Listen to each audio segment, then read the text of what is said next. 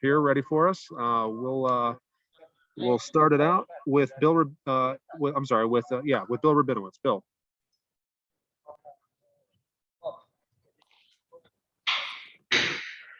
Oh, okay. Josh, Play Hall. Play. Lead us off. Hey, Josh, what's the build up to this like? I mean, for a lot of guys, it's 2-3 months in the making. There's a lot on the line. How did it translate for you? Do you exhale now because this day's over, or is it just the start of prepping?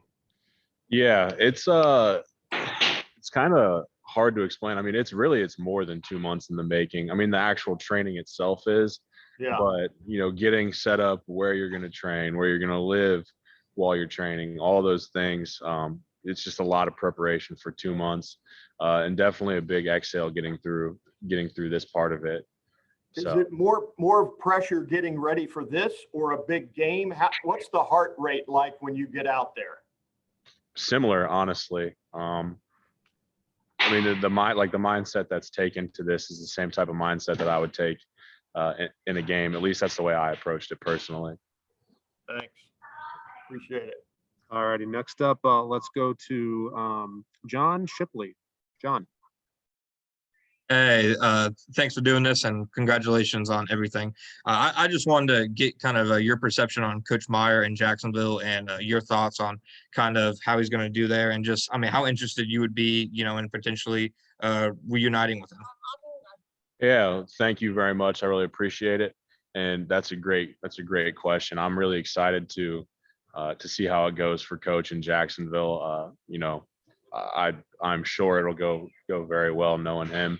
And I would, if Jacksonville drafts me, then I'm more than excited to reunite with Coach. No doubt about it. Thanks. Appreciate it. Thank you. Next we'll go to Tim May. Tim. Yeah, Josh, I was just wondering on a day when everybody's watching Justin Fields, you know what I mean? And what did you and Wyatt talk about trying to grab some of the spotlight or trying to grab some of the attention? I know these are all pros watching you, and you're going to get, I think, a fair shake. But what is it you wanted to show more than anything else, and did you get that done? Yeah, I mean, I think today is more about them getting to see us, the scouts and the coaches getting to see us in person, getting to see how we interact. And how we carry ourselves in person in this type of scenario. And then also, of course, the athleticism, but everything is being evaluated. Literally everything is being evaluated. And of course, I didn't get to do much today. Yeah. Which the reasoning behind that I did want to say. So I kept it very quiet during the season. But I did get a turf toe injury in the Big Ten championship game. And then I decided to play through it and played in the Clemson game and ended up hurting it significantly worse in the Clemson game. And then again, I played in the Alabama game and got an MRI and an X-ray after the season ended and got surgery on my foot. I tore my foot up pretty good, broke a bone underneath there and had an avulsion of the tendon on another bone underneath my foot. And so I got surgery and the recovery process is 4 months and I'm pretty much 2 months out right now. So that's why I didn't perform today. Yeah. But everybody's aware of it, as you said, and now you know what the word avulsion means, right? I did figure it out. Yeah. Thanks, man.